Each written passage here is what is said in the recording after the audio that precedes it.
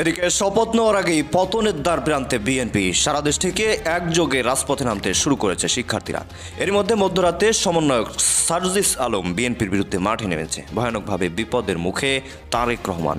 এবার সারা দেশে বুট কারচুপি হওয়ার অভিযোগ পেয়ে প্রধান নির্বাচন কমিশনার নির্বাচন বাতিল ঘোষণা করেন। তারেক রহমানের কপাল পুড়ে। অন্যদিকে বিএনপি জামাত আজ রাতে রাজপথে নেমেছে।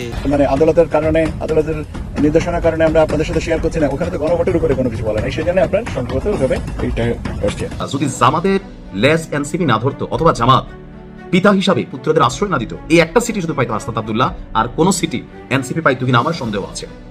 এখন যখন তারা হাইরা গেছে, এখন বলতেছে কি প্রয়োজনে আবার যা রাজপথে নামবো। কেন নামবেন? কারণ নির্বাচনের ফলাফল কারচুপি করা হয়েছে। তো কারচুপি কেন করা হয়েছে? এটা বিএনপি, প্রশাসন, ডক্টর ইউনূস, নির্বাচন কমিশন সবাই মিলে একটা সেটআপ দিছে। বেগম খালেদা জিয়ার মৃত্যুতে এস জয়শঙ্করের ছুটে আসা বাংলাদেশে, ছুটে এসে তারেক রহমানকে নরেন্দ্র মোদীর চিঠি হস্তান্তর করা এবং তারেক রহমানের এই নিরঙ্কুশ বিজয়ে নরেন্দ্র মোদীর ফোন দিয়ে অভিনন্দন জানানো এবং তারপরে আবার এই বিষয়টা নিজেই এক্স হ্যান্ডেলে টুইট করে জানান দেয়া, এই বার্তাটা একটা ইঙ্গিত দেয় যে ভারত এই মুহূর্তে কি চাইছে। অনেকেই বলছেন ফোনটি ছিল একটি কূটনৈতিক চাপ। যখন ক্ষমতা হস্তান্তরের মুহূর্ত, তখন ভারতের একটি দ্রুত পদক্ষেপ অন্তর্বর্তী সরকারের উপর চাপ তৈরি করতে পারে। বার্তাটি হতে পারে এমন যে নির্বাচন হয়েছে, জনগণের রায় স্পষ্ট, এখন দ্রুত ক্ষমতা হস্তান্তর করুন। আসসালামু আলাইকুম দর্শক, নতুন একটি নিউজ ভিডিওতে আপনাদের স্বাগতম। প্রিয় দর্শক, বাংলাদেশের বর্তমান রাজনৈতিক প্রেক্ষাপট নিয়ে ইতিমধ্যে অনেকগুলো ভিডিওর অংশবিশেষ আপনারা দেখেছেন এবং আশা করি দেখেই বুঝতে পেরেছেন আজকের ভিডিওটি কতটি গুরুত্বপূর্ণ এবং আকর্ষণীয় হতে চলেছে। প্রিয় দর্শক, আবারও কিন্তু ছাত্ররা বিএনপিকে বহিষ্কারের ডাক দিয়ে দিল। তারা এই নির্বাচনকে অবৈধ মনে করছেন এবং এই নির্বাচনকে কারচুপি করে যে বিএনপি জিতেছে এই টাইপের মনে করছেন এবং তারা এখন রাজপথে নামছেন এই নির্বাচনকে বহিষ্কার করার জন্য। তারা এখন এই নির্বাচন চায় না, তারা আরও 5 মাস পরে এই নির্বাচনটি চায়। আবার অন্যদিকে দেখা যাচ্ছে যে নরেন্দ্র মোদী তার এক্স হ্যান্ডেলে পোস্ট দিয়ে দিয়েছেন যে বিএনপিকে তারা বন্ধু হিসেবে গ্রহণ করে নিয়েছে এবং তিনি তারেক রহমানকেও ফোন দিয়েছেন এবং তারা খোঁজালাপ করেছেন। তাহলে এই দুইটা লিঙ্কের মধ্যে কানেকশনটা কি? তারা আসলে কি করতে যাচ্ছে? যখন একদিকে ছাত্র জনতা হাসিনাকে তাড়ানোর পরে নতুন সরকার একটি গঠন হয় নির্বাচনের মাধ্যমে, তখন এই সরকারকে তাড়ানোর জন্য ছাত্র জনতা উঠে পড়ে লেগেছে। আবার ওই দিক থেকে দেখা যাচ্ছে যে মোদী বন্ধুত্বের হাত বাড়িয়ে দিয়েছে। তাহলে এই সম্পর্কগুলো কোথায় গিয়ে ঠেকবে? জানতে হলে পুরো ভিডিওটি দেখতে থাকুন। আশা করি পুরো ভিডিওটি দেখলে সম্পূর্ণ ঘটনাও বুঝতে পারবেন। এখনও যারা আমাদের চ্যানেলটি সাবস্ক্রাইব করেনি তাদের সবাইকে বলবো আমাদের চ্যানেলটি সাবস্ক্রাইব করে পাশে থাকা বেল আইকনটি অন করে দিবেন। আর যারা ইতিমধ্যে সাবস্ক্রাইব করেছেন তাদেরকে অসংখ্য ধন্যবাদ। তো প্রিয় দর্শক, চলুন আর কথা বলাবো না, একটি লাইক দিয়ে মূল ভিডিওতে যাওয়া যাক। আপনারা দেখেছেন যে গতকালকে আমাদের নির্বাচন শেষ হয়েছে এবং একটা দিন যেতে না যেতে গতকালকে নির্বাচনের প্রাথমিক যে ফলাফল, সেই ফলাফল যখন দেয়া শুরু হয়েছে তখন থেকে শুরু করে এখন পর্যন্ত অনবরত আমাদের নেতাকর্মীদেরকে হুমকি দেওয়া হচ্ছে, তাদের উপরে হামলা করা হচ্ছে, তাদের বাড়িঘর দোকানপাটে হামলা করা হচ্ছে। এমন অনেকে আছেন যারা তাদের ভয়ে এখন বাড়িতে থাকতে পারছেন না এবং আমাদের অনেক নেতাকর্মীরা এখন আমাদেরকে বারবার ফোন দিচ্ছেন যে রাতের অন্ধকারে যেন তাদেরকে কেউ শনাক্ত যখন করতে পারবে না তখন তারা তাদের জায়গা থেকে হামলাগুলো বেশি করে চালাচ্ছেন। একটু আগে আমার ইউনিয়নের আরেক প্রান্তে 2 নম্বর ওয়ার্ড গুঞ্জরমারি বাজার সংলগ্ন, সেখানে আমার ওয়ার্ড সেক্রেটারির বাড়ি, সেই জায়গায় ওয়ার্ড সেক্রেটারির বাড়ি ঘরে বিএনপির ছেলেপেলে গিয়ে সন্ত্রাসী কায়দায় মিছিল নিয়ে গিয়ে সেখানে হামলা চালিয়েছে, তাদের উপরে আক্রমণ করেছে। আমরা এখানে আমাদের ক্ষমতার জন্য রাজনীতি করতে আসি নাই। আমাদের নেতাকর্মীদের গায়ে স্পর্শ করার আগে সেটা আমাদের শরীরের উপর দিয়ে যাইতে হবে। তাই এখন রাত প্রায় 11টা বাজতে চলেছে, আমি আমার ওই নেতাকর্মীর বাসার দিকে যাচ্ছি। আমরা দেখতে চাই যে বিএনপির নেতাকর্মীরা তারা কত বড় সন্ত্রাসী হইতে পারে, কত হামলা করতে পারে, রক্ত ঝরাইতে পারে, জীবন নিতে পারে। আমরা আমাদের জায়গা থেকে এটা দেখতে চাই। আমি নিজে এখন সেখানে যাচ্ছি, আমরা কয়েকজন মিলে যাচ্ছি, দেখি তারা আমাদেরকে হামলা করুক, আমাদেরকে মারুক, তারপরে আমাদের নেতাকর্মীদেরকে স্পর্শ করতে হবে। তারা মনে করেছে তাদের জায়গা থেকে যে তারা বিজয়ী হয়েছে, এখন তারা আরেকটা স্বৈরাচার কায়েম করবে, নব্য স্বৈরাচার হবে। কিন্তু আমরা আমাদের জায়গা থেকে স্পষ্ট করে একটা কথা বলতে চাই যে এই বাংলাদেশে এটা আমরা আর হইতে দিব না, এই হওয়ার সুযোগ দেওয়া হবে না। আমার মন মতো হলে সবকিছু ওকে, আর যদি আমার মতের বিরুদ্ধে হয় তাহলে কিন্তু রাজপথে নামবো। এই যে রাজপথে নাইমা আওয়ামী লীগকে বিদায় করা একটা যে ট্রেন্ড বা কালচার, বা ধরেন রাজপথের শক্তিমত্তার পরিচয় দিয়া পুরো সিস্টেমকে হিলাডালা সেই জুলাই যোদ্ধারা আর তাদের যারা বস অর্থাৎ নাহিদ ইসলাম, ইনকিলাব, হ্যাঁ। তো সেই নাহিদ ইসলাম আজকে যে বক্তব্য দিয়েছেন, এই বক্তব্যটা আসলে কতটুকু যৌক্তিক? আর নাহিদ ইসলামের কি ধারণা যে এখন ডাক দিলে রাজুতে আয়, কই ঢাকা আটে তো ডাক দিছেন, আপনারা পারছেন, পারেন নাই। হাস্যকর মন্তব্য করা বন্ধ করে দেন। আর যে হাসান মাহমুদ হইয়েন না, আওয়ামী লীগের একজন যিনি ছিলেন, কথা কথা বলতো, মানে কি বলতো নিজেও জানে না। ফলাফল যেটা আসছে যে এনসিপি 6টা পাইছে, এই 6টার মধ্যে হাসনাত আব্দুল্লাহ ছাড়া বাকি যে 5টা যদি জামাতের লেজ এনসিপি না ধরতো, অথবা জামাত পিতা হিসাবে পুত্রদের আশ্রয় না দিত, এই একটা সিটি শুধু পাইতো হাসনাত আব্দুল্লাহ, আর কোন সিটি এনসিপি পাইতো কিনা আমার সন্দেহ আছে। এখন যখন তারা হাইরা গেছে, এখন বলতেছে কি প্রয়োজনে আবার যা রাজপথে নামবো। কেন নামবেন? কারণ নির্বাচনের ফলাফল কারচুপি করা হয়েছে। তো কারচুপি কেন করা হয়েছে? এটা বিএনপি, প্রশাসন, ডক্টর ইউনূস, নির্বাচন কমিশন সবাই মিলে একটা সেট আপ দিছে। মানে এটা গতকালকে বক্তব্য দিল যে জরুরি সংবাদ সম্মেলন এনসিপি ডাকছে। এখন এনসিপির প্রধান যিনি নাহিদ ইসলাম, তিনি বলছেন যে ভাই একটা সময় পর্যন্ত নির্বাচনটা সুষ্ঠু হয়েছে। কখন? যতক্ষণ ভোট ফলাফল গণনা হয় নাই। সারাদিন দেখছে, ভোটাররা গেছে, মনে করছে ওরে বাবা, মানে এনসিপির তো ভোট দিয়ে ফাটাই ফেলবে। এখানে নাহিদ ইসলামের একটু বোঝা দরকার যে এই যে আপনার ইউনিভার্সিটিগুলোতে ডাকসু নির্বাচন হলো, সেখানে এনসিপির যে ছাত্র শক্তি সংগঠন আছে, অর্থাৎ বিএনপির ছাত্রদল, জামাত ইসলামের ছিল ছাত্র শিবির, এনসিপির ছাত্র শক্তি, কোথায় এরা একটা আসনে ভালোভাবে কোনো একটা ভালো পদবি তারা পাইছে? ছাত্ররা এদেরকে প্রত্যাখ্যান করে দিছিল। আপনি বিশ্বাস করেন, আমি এখনো দাবি নিয়ে বলি, জামাত যদি এদেরকে শেল্টার না দিত, আশ্রয় না দিত, কোনো একটা আন্দোলনে এই এনসিপি এরা টিকতো না। তো এখন এই যে এরা ডাক দিচ্ছে যে নির্বাচনটা সুষ্ঠু হয় নাই, নির্বাচনে এখানে কারচুপি হয়েছে, আর এই ইঞ্জিনিয়ারিং এর প্রধান কারিগর হচ্ছেন জনাব তারেক রহমান। তো এগুলোর জন্য এখন কি করবে? প্রয়োজনে তারা রাজপথ নামবে। তো এখন কি ইলেকশন কমিশন আপনার মানে আইসা সিদ্ধান্ত বদলাই দিবে? আমরা তো দেখলাম যে ইলেকশন কমিশন ঘোষণা করে দিচ্ছে, বা সরকারের পক্ষ থেকে আমরা বিভিন্ন সূত্র বাবদ আমাদের কাছে যে তথ্য আছে, আগামী 16ই ফেব্রুয়ারি শপথ গ্রহণ করবে সরকার। 18ই ফেব্রুয়ারির মধ্যে নতুন মন্ত্রিসভা হবে। 20ই ফেব্রুয়ারির মধ্যে মন্ত্রী পরিষদ গঠিত হওয়ার পরপরই সরকার গঠন হয়ে যাবে। অর্থাৎ বিএনপি নেতৃত্বাধীন যে নতুন সরকার, সেই সরকার ফাংশন শুরু করবে খুব অল্প দিনের মধ্যেই। তাহলে এখন যে রাজপথে নামা, আপনি ডাক দিয়া দেখেন, মানে এনসিপির মাঝে মাঝে হয় কি যে ওই যে থাকে না যে পুরনো একটা জোশ ফিলিংস, যে কোনো কথায় কথায় রাজপথে নামা, এই অভ্যাসগুলো ভাই বন্ধ করে দেন। ডক্টর ইউনূসের আমলে আপনারা সরকারি আশ্রয়ে প্রশ্রয়ে আর পেছন থেকে জামাত আপনাদেরকে সাপোর্ট করছে, এই কারণে আপনারা যেই যা খুশি করতে পারছেন। বাংলাদেশের মানুষ এই মুহূর্তে এই রাজপথে নামা, কথায় কথায় রাস্তা বন্ধ করা, ইকোনমিকে ধ্বংসের দ্বার প্রান্তে নিয়ে যাওয়া, এগুলো মানুষের পছন্দ করে না। মানুষ এখন চায় বা একটু শান্তিতে 4টা পয়সা ইনকাম করুক, একটা রিক্সাও চায় সে 10 টাকা কামাক। একজন হকার, ফুটপাত, একজন অফিসে যাওয়া মানুষ, আপনারা তো পাবলিক ফান্ডে খান, ক্রাউড ফান্ডিং করেন, মানুষের কাছে হাত পাতেন, ভিক্ষা করেন, আর বিভিন্ন দুর্নীতি তো আছেই আপনাদের বিরুদ্ধে অভিযোগ। আপনাদের তো সমস্যা নাই, খালি রাজপথ বন্ধ করে তো ডাক দিয়েন, দেখেন নামে কিনা। ভাই এগুলা বন্ধ করে না এবার সরকারে যাইতেছেন, যারাই পাশ করছেন চিন্তা করেন রাষ্ট্রের উন্নতি কিভাবে করবেন, রাষ্ট্রটিকে আপনি ভেজালে ফালাইবেন, এগুলাতে যাইয়েন না। 209 আসনে এককভাবে বিজয়, সেই বিজয়ে বাংলাদেশে যেমন বাংলাদেশের মানুষ, বিভিন্ন শ্রেণীর পেশার মানুষ এবং বিএনপির বিরোধীরাও বিএনপিকে স্বাগত জানাচ্ছেন, শুভেচ্ছা জানাচ্ছেন, তেমনি সব থেকে ইম্পর্টেন্ট যে ব্যাপার সেটা হচ্ছে যে বিএনপির জয়ে ভারতের প্রধানমন্ত্রী নরেন্দ্র মোদী তারেক রহমানকে ফোন দিয়েছেন। এটা একটা বড় সিগনাল, ভারতের একটা বড় সিগনাল যে এর আগে বেগম খালেদা জিয়ার মৃত্যুতে এস জয়শঙ্করের ছুটে আসা বাংলাদেশে, ছুটে এসে তারেক রহমানকে নরেন্দ্র মোদীর চিঠি হস্তান্তর করা এবং তারেক রহমানের এই নিরঙ্কুশ বিজয়ে নরেন্দ্র মোদীর ফোন দিয়ে অভিনন্দন জানানো এবং তারপরে আবার এই বিষয়টা নিজেই এক্স হ্যান্ডেলে টুইট করে জানান দেয়া, এই বার্তাটা একটা ইঙ্গিত দেয় যে ভারত এই মুহূর্তে কি চাইছে। চলুন নরেন্দ্র মোদী কি বললেন তারেক রহমানকে এবং তিনি নিজেই এক্স হ্যান্ডেলে কি জানালেন, অন্যদিকে মার্কিন প্রশাসন থেকে কি খবর আসলো বিএনপির জন্য সেটাও আলোচনা করে বোঝার চেষ্টা করবো এই ভিডিওতে। ভারতের প্রধানমন্ত্রী নরেন্দ্র মোদীর কথা, বাংলাদেশে বিএনপির বিজয়ে তারেক রহমানকে তিনি নিজে ফোন দিয়েছেন, অভিনন্দন জানিয়েছেন এবং এটা এক্স হ্যান্ডেলে নিজেই আবার জানিয়েছেন। ভারতের একাধিক গণমাধ্যম ব্যাপারটা নিশ্চিত করছে। ভারতের হিন্দুস্তান টাইমসের শিরোনামটা দেখে নিন, সেখানে বলছে PM Modi dials Tarique Rahman after BNP's Bangladesh win, reaffirms commitment to peace।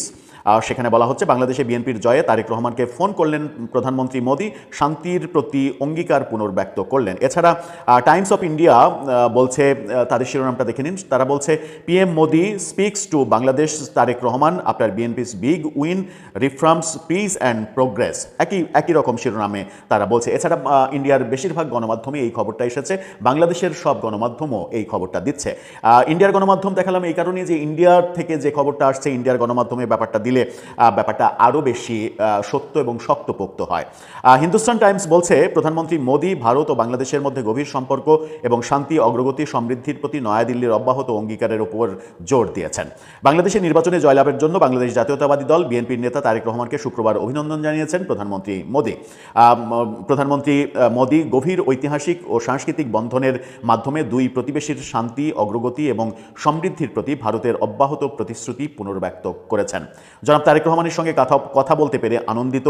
বাংলাদেশের নির্বাচনে অসাধারণ জয়ের জন্য আমি তাকে অভিনন্দন জানাই। বাংলাদেশের জনগণের আকাঙ্ক্ষা পূরণে তার প্রচেষ্টায় আমার শুভেচ্ছা ও সমর্থন জানাই। এক্স হ্যান্ডেলে এই পোস্ট দিয়েছেন। নরেন্দ্র মোদীর পোস্টটা দেখে নিন, তিনি এই পোস্টটা দিয়েছেন এবং নিজেই তারেক রহমানের সঙ্গে যে কথা বলেছেন ফোন করে এবং তিনি কি বলেছেন সেটা এক্স হ্যান্ডেলে জানিয়েছেন। দুই দেশের ঘনিষ্ঠ প্রতিবেশী, দুটি ঘনিষ্ঠ প্রতিবেশী হিসেবে যাদের গভীর ঐতিহাসিক ও সাংস্কৃতিক সম্পর্ক রয়েছে, আমি আমাদের উভয়ের জনগণের শান্তি, অগ্রগতি ও সমৃদ্ধির প্রতি ভারতের অব্যাহত প্রতিশ্রুতি পুনর্ব্যক্ত করেছি, এমনটা নরেন্দ্র মোদী এক্স হ্যান্ডেলে নিজেই জানিয়েছেন।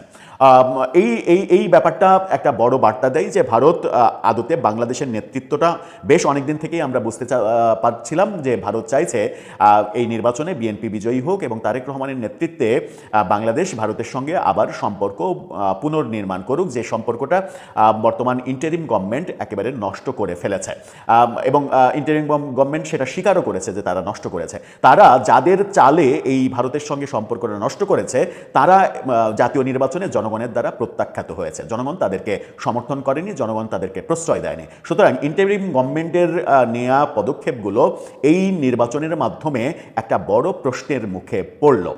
প্রশ্নের মুখে যখন পড়ল তখন আমেরিকান এম্বাসি থেকে খবর আসছে, দৈনিক সমকাল এই খবরটা নিশ্চিত করছে।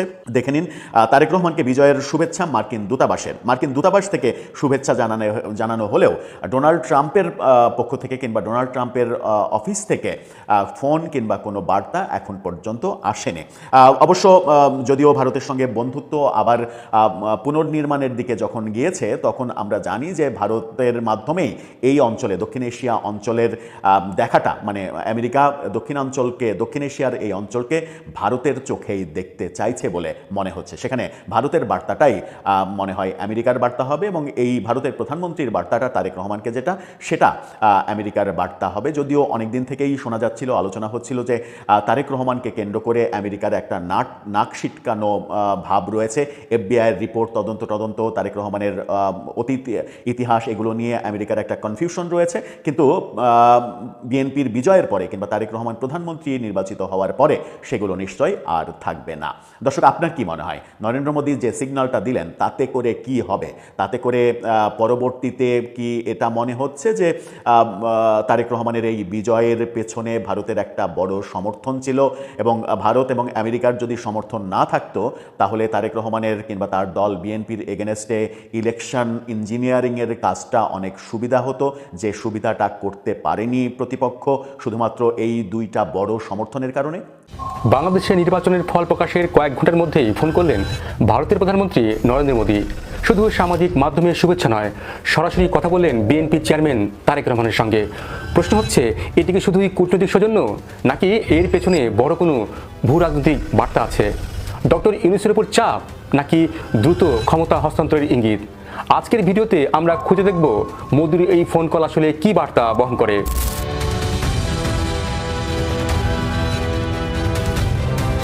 নির্বাচনের ফল স্পষ্ট হওয়ার পর প্রথমে এক্সে পোস্ট করেন ভারতের প্রধানমন্ত্রী নরেন্দ্র মোদী, পরে বাংলাতেও বার্তা দেন। তিনি লেখেন, তারেক রহমানের সঙ্গে কথা বলে তিনি উচ্ছ্বসিত। বাংলাদেশের নির্বাচনে অসাধারণ জয়ের জন্য তারেক রহমানকে অভিনন্দন জানান। কিন্তু সামাজিক মাধ্যমে শুভেচ্ছা জানিয়েছিলেন, তাহলে ফোনে সরাসরি কথা বলা মানে কি? কূটনীতিতে ফোন কল অনেক সময় লিখিত বার্তার চেয়েও শক্তিশালী, কারণ এটি বোঝায় দ্রুত স্বীকৃতি, রাজনৈতিক বৈধতার অনুমোদন এবং ভবিষ্যৎ সহযোগিতার প্রস্তুতি, বিশেষ করে যখন প্রতিবেশী রাষ্ট্রের সঙ্গে সম্পর্ক যখন টানাপোড়েন থাকে। 2024 সালের অগস্টে শেখ হাসিনা সরকারের পতনের পর বাংলাদেশ ভারত সম্পর্ক নাটকীয়ভাবে বদলে যায়। অন্তর্বর্তী সরকারের নেতৃত্বে আসেন ডক্টর মোহাম্মদ ইউনূস। শুরু থেকে দিল্লির সঙ্গে তার দূরত্ব স্পষ্ট ছিল।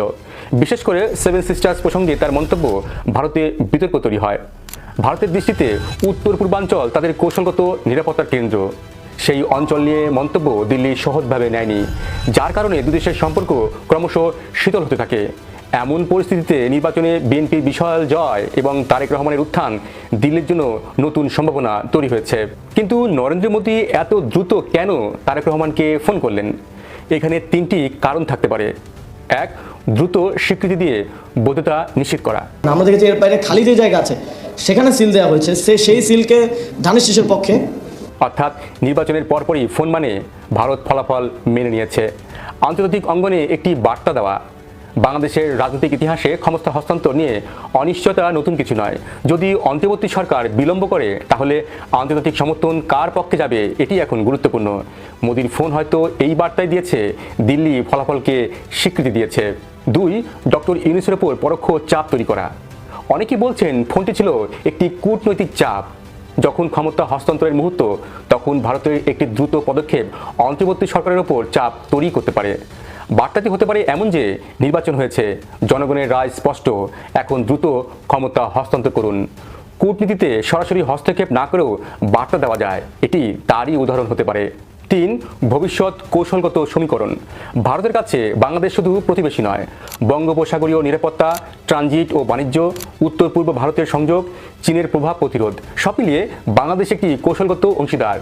তারেক রহমানের নেতৃত্বে সরকার এলে দিল্লি চায় সম্পর্ক পুনরুদ্ধার হোক, যা ভারতের পররাষ্ট্রনীতিতে নতুন কিছু নয়। কর্মী সমর্থকদের বলেছেন, তোমরা যদি জামায়াতকে ভোট দাও তাহলে আমার মৃতদেহ পাবে।